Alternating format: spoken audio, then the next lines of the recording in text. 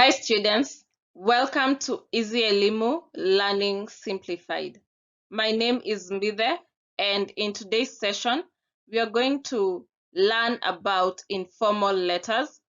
Remember, in this series, we are learning about functional writing and the different types of functional writing. We have already looked at formal letters, and we specifically looked at job application letters. We have looked at writing a CV. So in this session, we are learning about informal letters. We will define what is an informal letter, to whom can we write informal letters, and the format or the structure of an informal letter. We will also have a look at a sample of an informal letter, and at the end we will have a quiz that we will use to practice to see if we have understood. So when we learnt about formal letters, we said that we write them to maybe another institution or to a head teacher, a principal. But for informal letters, we write them to our friends, we write them to our relatives. And the language that is used in informal letters is not official, but it is grammatically correct. So it is not the language that we will use if we are writing a formal letter. For example, if we are applying for a job, there's a language that you will use when you're writing a letter that is applying for a job, and there's a language that you'll use if you're writing a letter to your friend, inviting her to your birthday party. So the language that is used in informal letters is not official, but it must be grammatically correct. So we are going to have a look at the features of an informal letter, or rather what is contained in an informal letter, that when I look at it, I will know that this is an informal letter. The first thing you write is your address, the writer's address.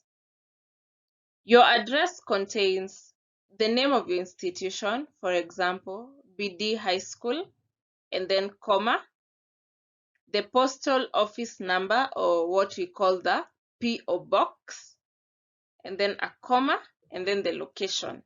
If it is in Nairobi, you write Nairobi, Machakos, Makueni, and then a full stop.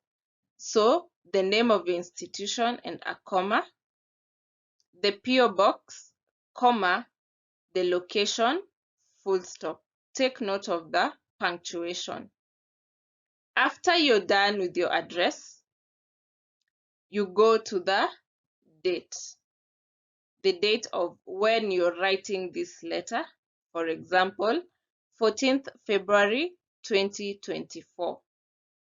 Now, the date is not part of the address. So after you've written your address, you skip a line and then write the date. So that skipping of the line indicates that the date is not part of the address. So take note of that. Always remember to skip a line after the address when you're writing the date. When you're done with the address and the date, we now go to the salutation. This is an informal letter. So you know who you're writing this letter to. You know the name of the person you're writing this letter to, because remember we have said that we write informal letters to our friends, to our family, to our relatives, to our classmates. So we know them. So the salutation is below the date, but on the left side, and it can be Dear Rose, Dear Hillary, Dear Clinton, Dear Regina, whoever you're writing to. Just write one name. You don't have to write both names. You can just write the one name, and after the name you put a comma. Remember, the name will also start with a capital letter. So that is it for the salutation. So this being an informal letter, we don't write the address of the recipient. We just write the writer's address, the date, the salutation, and go straight into the body. So what is contained in the body? We have the introductory paragraph that introduces the letter. Now, this being an informal letter, you can start with greetings. You can say hi to the person, do a little bit of catch up.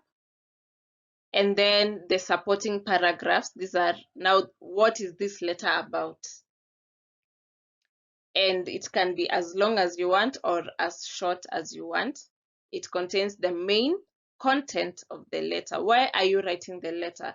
If you're writing this letter to invite them to a birthday party, invite them to a farewell party, whatever it is, all that information will be contained in the body, in the supporting paragraphs, and lastly the concluding paragraph. So you now say kwaheri, you bid farewell.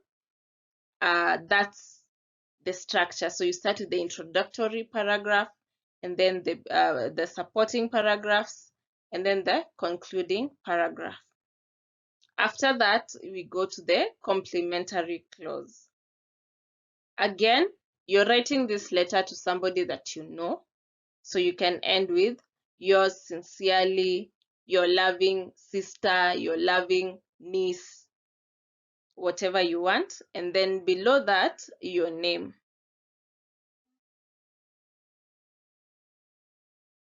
So that's it for the features or the structure of an informal letter.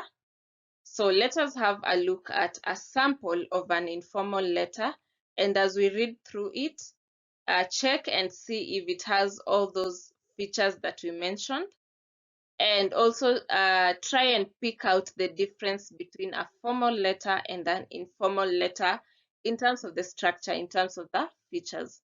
So when we look at this letter, the first thing we see at the top right is the address of the writer, Bandari Secondary School, P.O. Box 1200 Makutano.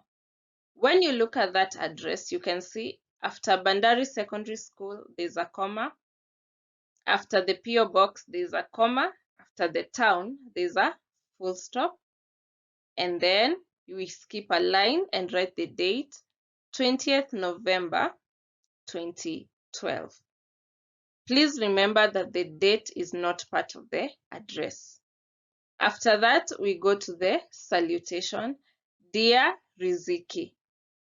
Remember, we have said that we write informal letters to people that we know. So, Dear Riziki, Riziki starts with a capital R, and then after Riziki, there's a comma. And then we now go into the body of the letter. How are you? I hope you have been well and are settling well in your new school. I arrived to school well and I am settling in. I was reluctant to join this school at first, but I am slowly starting to love it. My classmates are kind to me, and so are the teachers. I am writing this letter to invite you to my birthday party. The party will be on the 1st of December 2012 at 2 p.m. at my parents' home in Tigoni.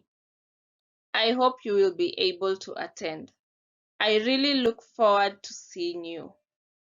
Please reply to this letter confirming your attendance. Say hi to our friends Halima and Baraka.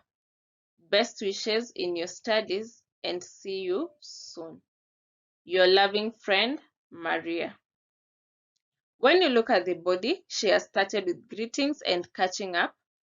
And then after that, she has gone straight into why she's writing the letter. It is to invite Riziki to her birthday party. She has given the details, the date and the time and the place where this party will take place.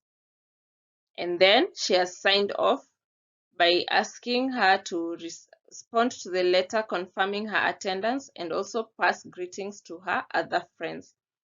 So this is how an informal letter looks like.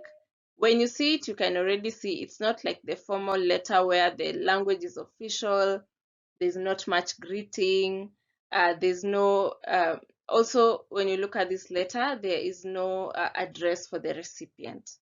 So that is the greatest difference between a formal letter and an informal letter, is that in the formal letter we have two addresses, that is the address of the writer and the recipient. But in the informal letter, we only have the writer's address. Another thing, in the informal letters, we don't have the subject. You just write the salutation and go straight into the body. So that's it for informal letters. I hope you have understood and you are now able to write an informal letters. You remember all the features and the structure, the format of how an informal letter looks like. And for further practice, you can have a look at the quiz and attempt it. You have just been told that you are going to represent your school at the National Drama Festivals in Kisumu. Write a letter to your parents sharing this information with them. Thank you for tuning in and see you in the next session where we'll have a look at another type of functional writing.